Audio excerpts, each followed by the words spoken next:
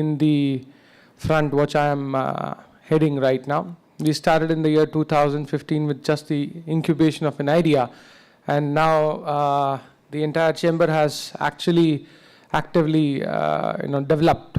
So far, we have around 3 offices, starting from Sri Lanka in Colombo, the other one in Lagos, Nigeria, and a 3rd secretariat office in India, Ahmedabad.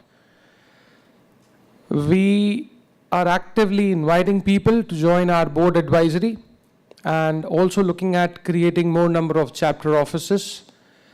This chamber was basically an idea which was discussed with various presidents of different national and international chambers to actually see that we create a bilateral chamber which not just support the Asian region but also the African continent. So 2 biggest continents have joined hands now, and we have 102 supporting member countries. So I think I would love to have all of you, each one of you, as our member. We invite you to,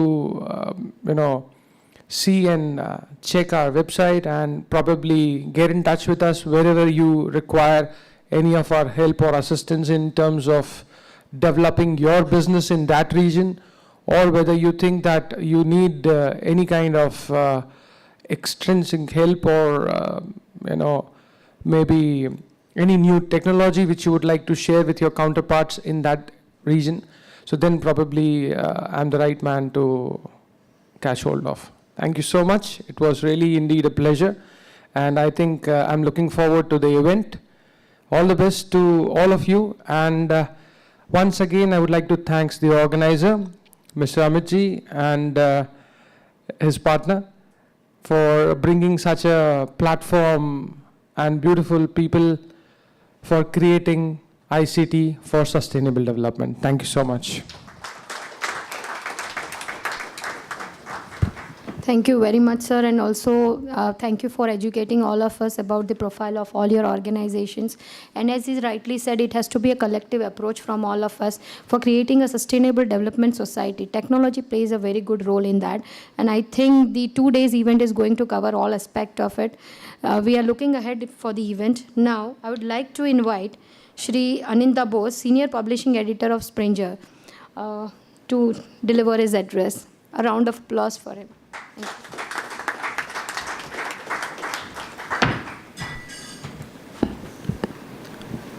Very good morning to you.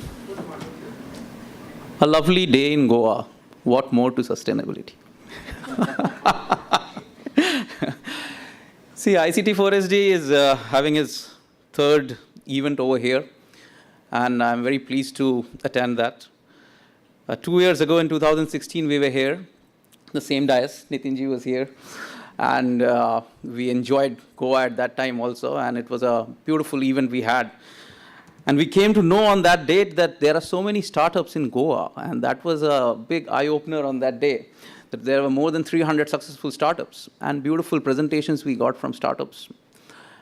I really congratulate Amit and Mihir, on this, to continue this mission, I should say, because when we talk about information and communication technology, the technologies are very demanding now. I will look at a different perspective over here. There are 2 big challenges which I see. One is, there's a lot of data. Now, everyone is saying data is the new oil. People are looking for data from everywhere. There's a huge amount of data getting generated. I'll give you a small example. You all use mobile. You all use WhatsApp. There are 1 billion users, and every day 55 billion data is getting generated in WhatsApp. So just imagine how much data is getting generated every day from different gadgets. And collecting and analyzing this data is a very, very humongous issue for any government, for any technology. So this is a big challenge. This is a big challenge for India and the world on a global level to understand this data, to analyze this data, and to use this data. There's another challenge which is beside the data, is the people who don't understand internet, but they are exposed to it. You know, it's a big responsibility on people who are like talking about smart city, smart game, smart, everything smart. It's a change of technology. ICT everywhere. When you talk about ICT, it's not only for sustainable development. You pick any topic, any area, it's ICT, you know. So the people there's a huge number of people who don't understand this particular aspect, but they are also exposed to everything now. So how to manage them, how to educate them? Because in India, it's a big challenge, because when you see India, we are the highest user of internet at this point of time. But there's a huge number of population is sitting there who don't understand this ICT, they don't understand how to use that. So it's a bigger responsibility on us to make it possible. When we say that it make it possible, that means we have to have more and more conferences, more and more brainstorming sessions, more and more participation, so that we can take these responsibilities in our hand and we make a different world. It's much easier to say about all these things standing in a podium, but it's a very, very difficult task. And we really need to stand with government on all these issues, you know, where they are trying really hard. They are talking about digital world, and when they talk about this digital world, it's a world which has been perceived by many, but many people are dark to it. They don't understand what exactly digital world means. We have seen many changes which have taken place in last 4 or 5 years towards this particular process, and so many different sides to it, you know, because every new scheme is coming, someone is getting hurt, someone is getting dejected, but at the same time, there are so many opportunities. So we need to understand this, how data is going to change the world, and how responsible we are to make this world a new digital world. I congratulate the organizers, and I really appreciate the authors. 140 papers is a good number of participation, and I see good deliberation over here for the next 2 days. Best of luck to all the authors and presenters, and have a nice 2 days. Thank you. Thank you very much, sir. I completely agree with you that we need to have more brainstorming sessions and to create a different world, and how data is going to change the entire world. I think, say an iota of this information would be there in this 2 days conference. Let us understand it further. Taking it forward, I would like to invite Mr. Sujit Shetty, who is Secretary of Goa Technical Association, to give us his address. Thank you, sir. I would expect a round of applause from everyone. Thank you. Firstly, congratulations to ICT4SD for having this 4th edition, and congratulations to the GR Foundation. Firstly, it's a great honor for Goa Technology Association to be a part of this particular event. A very good morning to our special guest, Shri Nitin ji, and to all the distinguished organizers and speakers, and to all my friends. Firstly, let's hear a very loud good morning. Good morning, Goa! Good morning. Okay. I know it's too early.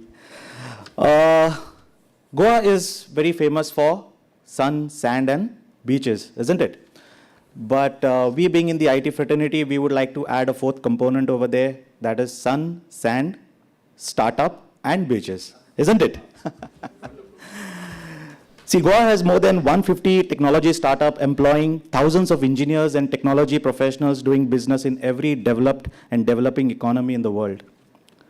This statement seems highly improbable and unheard in given the Goa scenario, isn't it?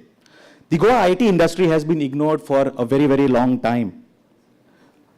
Well, it's not as large as the other hubs in India, but Goa provides a very, very unique, creative, cultural, socio-economic makeup, which is making it an ideal place for very small startups over here. But given the lack of an official list of the number of such startups, we may as well say that the number that I mentioned, that is 150, might be too low.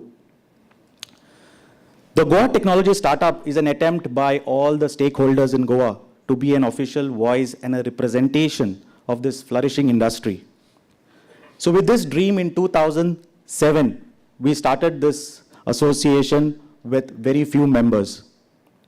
GTA gathered momentum being in business of creating serious business for IT, ITES, ESDM, technology, BPOs, and IoT companies. And within a short period, the Goa Technology Association got associated with NASSCOM, STPI, that is Software Technology Parks of India, Goa Chamber of Commerce and Industry, and the Directorate of Technical Education, to name a few. Today, Goa Technology Association is a very strong 72-member membership with 42 primary members, 17 corporates, 6 educational institutes, and 4 associates. In addition to being the de facto voice of the industry, we also focus on enabling business opportunities to all our members. The association recognizes that it needs to grow and work with other associations too. So in this regard, we have signed a lot of MOUs with other associations and organizations, primarily one being the Goa Chamber of Commerce, which helps both the organization to leverage each other's vast member entities and networks in order to generate business for all our members. The Goa Technology also partnered or signed an MOU with GEMS, that is the Goa Entrepreneurs Mentoring Services Trust, okay, and we collectively work towards improving the entrepreneurship and helping entrepreneurs in the state. We also signed MOUs with 2 engineering colleges of Goa, that is the PCC and the Don Bosco's College of Engineering, to bridge the gap between the industry and academia. On the invitation of the government, about last year, the association acted as an industry liaison for drafting of the startup and the IT policy. The association conducted several meetings with the stakeholders, collecting all their points, expectations, and aspirations, and presented a collated data to the government. It is also closely following up with the key members of the government for the implementation of the policy, and this year has been the bonus for the IT fraternity with the launch of the startup policy and the IT policy, where Goa had not seen the light of the day for quite a number of years. GTA also conducts its flagship event, that is the Career Job Sprint, which is organized in association with engineering colleges, where we brought about 500 college graduates and 30 technology companies under one forum and gave an opportunity for the students to attend live interviews and thereby generate job opportunities for them. With barely a year in formation, the Goa Technology Association has hit the ground running. The enthusiasm and hopefulness of the industry are captured in the support that all its members are offering to this association. The association and its members are passionately determined to achieve the vision set out, that is, IT is definitely better in Goa. And lastly, I would like to conclude, and I would like to congratulate all the award winners in advance. Thank you so much.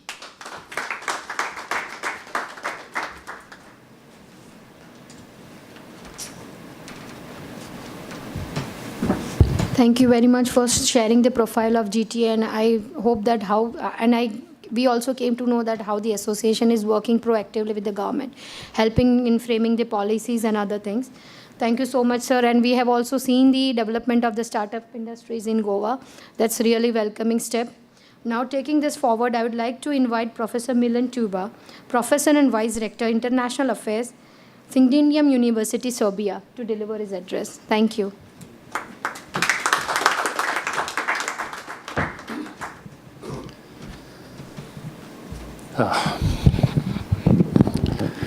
Dear participants, colleagues, friends, it is a great pleasure and honor to be here this morning, and it's not just an appropriate introduction, but it is something that I really feel. Having the opportunity to live in many different countries and travel around the world, I have experience with conferences like this and with different universities, and I can sincerely say that last couple of years I feel a huge energy in India and Indian scientists, and I've been in many conferences, and it is possible to see that there is honest effort to contribute to the world science. A month ago, there was a World Congress in Rio de Janeiro. I met a lot of scientists from India there. They delivered their presentations of their papers, and it really is some very positive movement. Also, the whole world, scientific world, of course, is interconnected, and the situation is different now than it used to be, let's say, 50 years ago, where you needed to go to certain library, and good libraries were at only very few universities. Now you can do quality research anywhere, but still we have to be connected. And we are developing our connections between students, faculty members, and all academic community. In Europe, there is Erasmus Plus program, which started relatively recently, maybe 10 years ago, with few participants, but now it really includes hundreds of thousands of undergraduate level students that are spending semesters at different universities in different countries, and we need to expand such kind of collaboration. Of course, on undergraduate level, it is a little bit more difficult, but we should try to do even that. But for the graduate students and faculty members, it is something that is absolutely necessary. And we have conferences like this, which is a very good event. And in a great picture, of course, we want to contribute to the well-being of the world. We want to develop techniques and methods that will preserve resources and make all necessary advancements. But besides that good wishes, we need on lower level organization to do that. So we cannot individually just all think about we want to do some good and let's write some papers and let's do some research. It has to be organized. And the conferences like this are especially useful for that because they put some kind of formal frame where all these contributions will be measured and brought to some standards. And involvement of publishers like Springer are also very important because even though scientists have to write papers, they have great and long experience with technical aspects of the research activity. And there are different rankings of conferences, and in many European countries, the mere fact that Springer is publishing proceedings is giving certain level to that conference, so that is important, and also to have a reputable organizer and professional societies and so on. We are privileged that we have interesting topics to research. There are many problems in the world, problems on the small level, poor people, problems on the higher level, big countries and their problems and so on. But we as a scientific community are privileged that we live in peace and we are interconnected in the whole world, and we have interesting topics to research.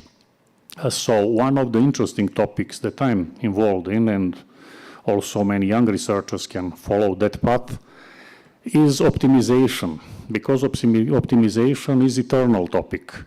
Optimization is just one word, but it can really be included everywhere. Whatever we do, 100 years ago or today or 100 years from now, it will always be possible to present our problems as some type of optimization.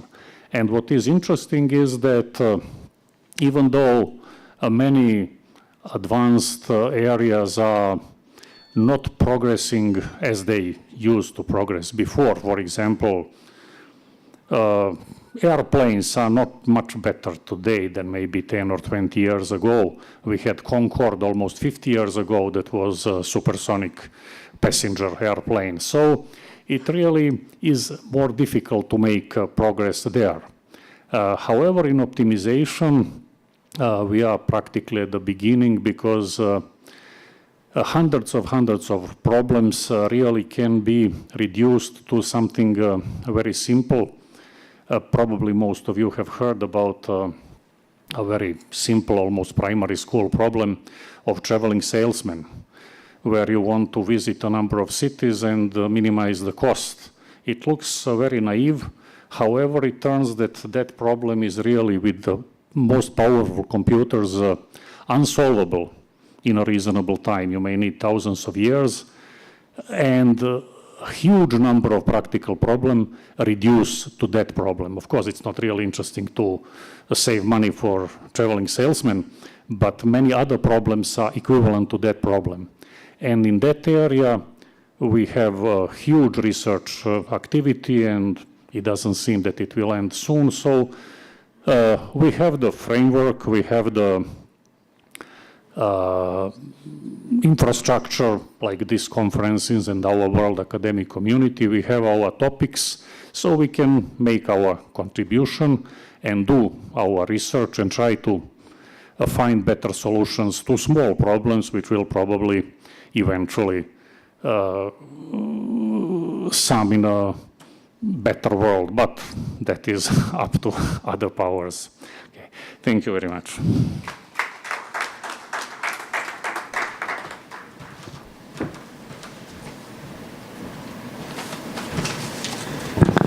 Thank you very much, sir. And I do agree that this kind of conferences will lead the way to success in solving a lot of problems that we are facing today.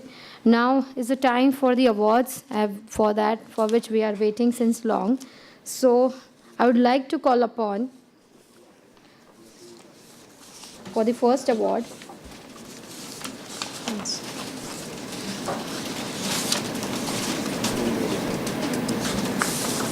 Mr. Udit Banker. And I would like to request Nitinji, Mr. Bharat Patel and Shri Aninda Bose to present the award. To give a brief about him, his organization name is Rivasha Eco Design Solutions Private Limited. As the first to introduce a Make in